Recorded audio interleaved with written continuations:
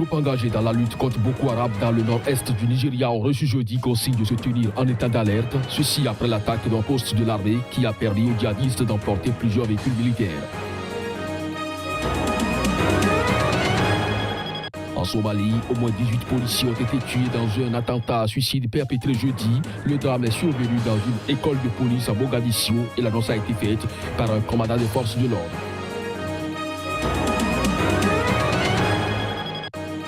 Au Cameroun, le Front démocratique social, principal parti d'opposition, a fustigé la forte militarisation des régions anglophones du pays. C'est par la voix de son secrétaire général.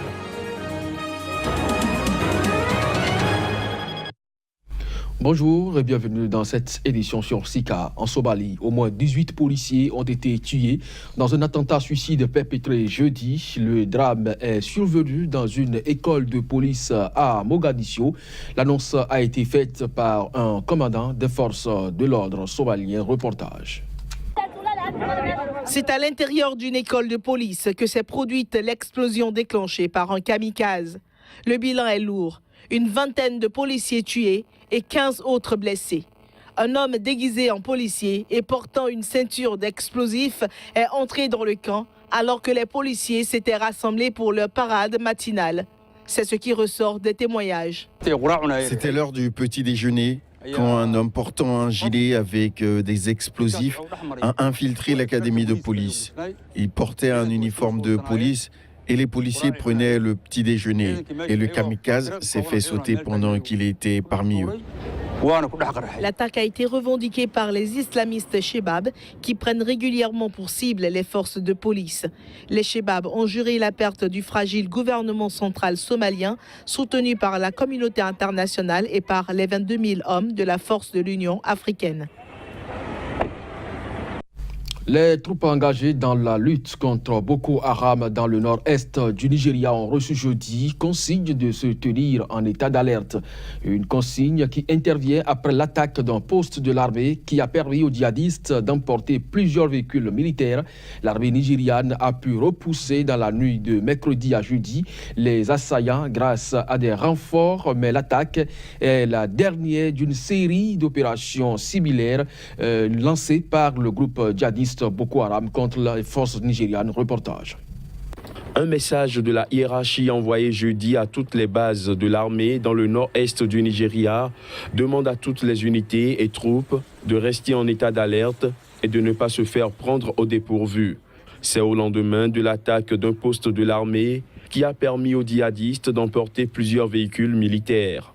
L'évaluation initiale suggère que 2 véhicules blindés et 2 pick-up sont manquants après la tentative d'assaut menée par les insurgés sur un poste militaire du village de Mainok, dans l'état de Borno, dans la nuit de mercredi à jeudi.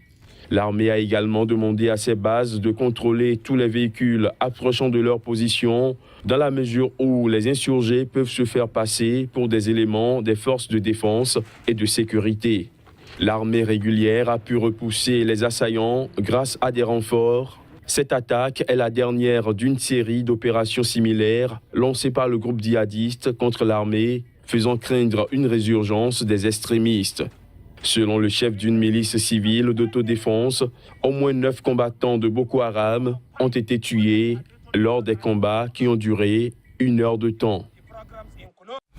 Au Cameroun, Jean Tsomelou, le secrétaire général du Front démocratique social, principal parti d'opposition, a fustigé la forte militarisation des régions anglophones du pays. En effet, le gouvernement a déployé des milliers d'hommes dans des régions pour y combattre les sécessionnistes, ou séparatistes, si vous voulez, une minorité anglophone du pays qui proteste contre sa marginalisation depuis novembre 2016. Jean Tsomelou a fustigé jeudi la forte militarisation des régions anglophones du Cameroun, où le gouvernement a déployé des milliers d'hommes pour y combattre les séparatistes. Le secrétaire général du Front démocratique social STF, principal parti d'opposition au Cameroun, a estimé que la situation est inquiétante avec toutes les exactions commises sur les populations des régions du nord-ouest et du sud-ouest. Indigné de ce que les policiers et gendarmes aient tiré à balles réelles sur des populations qui n'avaient en main que l'arbre de la paix au mois de septembre et octobre dernier, Il a également déploré les pertes en vies humaines, aussi bien du côté des civils que des forces de sécurité et de défense.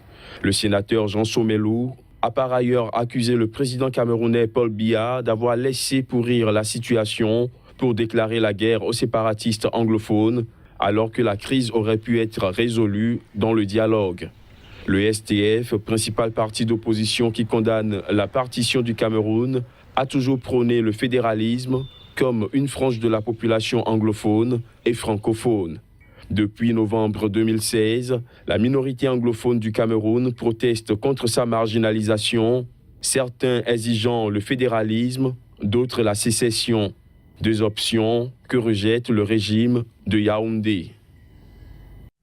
Au Zimbabwe, Emerson Mnangagwa a appelé les Zimbabwéens à tourner le dos à la corruption. Le nouveau président, qui veut insuffler une nouvelle dynamique au Zimbabwe, a convié le peuple à marcher vers la productivité. C'était lors d'une allocution devant le comité central de son parti, le ZANU-PF. On suit ici un extrait de ses propos. La productivité dans tous les secteurs doit être minutieusement encouragée, non seulement au niveau national, mais aussi au niveau des quartiers, des districts et des provinces. Je nous exhorte tous à réfléchir, à dormir, à rêver et à marcher la productivité. À cet égard, évitons la corruption et les tentatives vers le gain et l'intérêt personnel. Les tendances corrompues qui avaient séduit notre nation au cours de ces dernières années ne se poursuivront pas. Les élections générales harmonisées se tiendront en 2018 comme prévu. Le gouvernement fera tout ce qui est en son pouvoir pour que ces élections soient crédibles, libres et justes. Toujours au Zimbabwe, l'ancien président Robert Mugabe, poussé à la démission au mois de novembre dernier, s'est envolé pour Singapour. Objectif, y subir un contrôle médical de routine. Il faut dire que cela fait partie des voyages à l'étranger auxquels il a désormais droit en tant qu'ancien président à la retraite. Robert Mugabe, évincé du pouvoir en novembre dernier, s'est envolé pour Singapour afin d'y subir un contrôle médical de routine. L'annonce a été faite jeudi par son ancien porte-parole, George Charamba. Il s'agit du premier voyage de l'ancien président zimbabwéen depuis sa démission.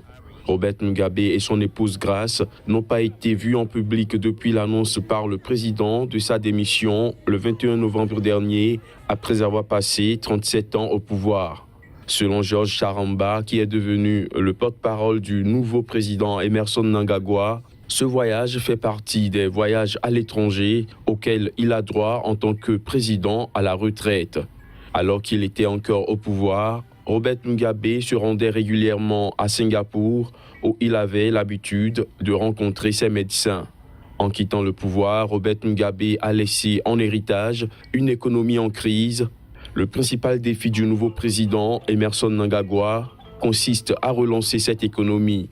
Plus de 90% de la population du Zimbabwe est officiellement au chômage et le pays manque cruellement de liquidités. Le Kenya a enregistré de nombreux cas de viol commis par les forces de sécurité. C'était durant un film électoral de près de 4 mois émaillé de violence et marqué par l'invalidation en justice d'un scrutin présidentiel. L'ONG Human Rights Watch a dénoncé les faits jeudi dans un rapport. Il y avait une violence sexuelle généralisée en termes de lieux où cela s'est produit. Et le nombre et les types de violences sexuelles que nous avons documentés, qui comprenaient le viol collectif, c'est le viol qui implique 2 hommes ou plus. Et nous avons également eu un cas de viol en masse, où un groupe de femmes a été violé par un groupe d'hommes. La moitié des viols documentés ont été commis par des policiers ou des hommes en uniforme. Beaucoup de Kenyans savent que la police a commis de nombreuses violations des droits de l'homme et qu'il y a eu peu de prise de responsabilité pour ces abus. Dans ce cas, la police a commis beaucoup de violences sexuelles. Il est donc très difficile de dire à une femme qui a été violée par la police d'aller signaler le viol à un collègue d'un éventuel suspect. Cela a donc été un gros problème et cela continue d'être un problème majeur. Oui, dans le rapport, nous parlons de 3 hommes victimes de violences sexuelles et nous avons entendu parler d'autres cas d'agression sexuelle sur des hommes. Nous demandons au gouvernement de veiller à ce qu'il enquête d'urgence et en profondeur sur tous les cas de violences sexuelles qui ont eu lieu contre toutes les femmes et les filles ou les hommes et les garçons. La France, à travers Édouard Philippe, a dévoilé jeudi le plan du gouvernement en matière d'informatique. Il est question que tous les Français aient accès à au moins un haut débit Internet d'ici à 2020, tout comme à un haut débit en 2022. Ce projet inclut un nouveau guichet de 100 000 millions d'euros pour les foyers, du moins les plus isolés en France. Reportage. Le plan présenté par le Premier ministre stipule que cette nouvelle enveloppe de 100 millions d'euros financera un chèque de 150 € destiné à près de 1 500 000 de ménages. Il s'agit ici des foyers les plus géographiquement isolés. L'initiative leur permettra de se payer des technologies de très haut débit, autres que la fibre optique.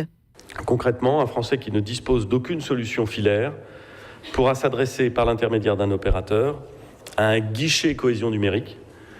Ce guichet que nous allons créer en 2019 disposera d'un budget de 100 millions d'euros. S'agissant de la couverture fixe, je rappelle les objectifs: connecter tous les Français en haut débit d'ici 2020, c'est-à-dire garantir une connexion de 8 mégabits par seconde d'ici 2020, et en très haut débit, soit une connexion de 30 mégabits par seconde d'ici 2022.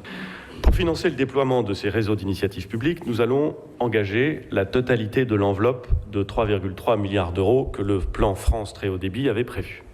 Alors les aider comment? Ça voudra dire dans la plupart des cas prendre la forme d'un chèque numérique qui leur permettra de financer l'achat d'une parabole quand la solution satellitaire sera retenue, d'une antenne ou d'une box. L'idée, c'est que là où c'est le plus difficile, parce que c'est le plus éloigné, là où l'équilibre économique n'est pas spontanément atteignable, alors nous devons trouver une solution individuelle.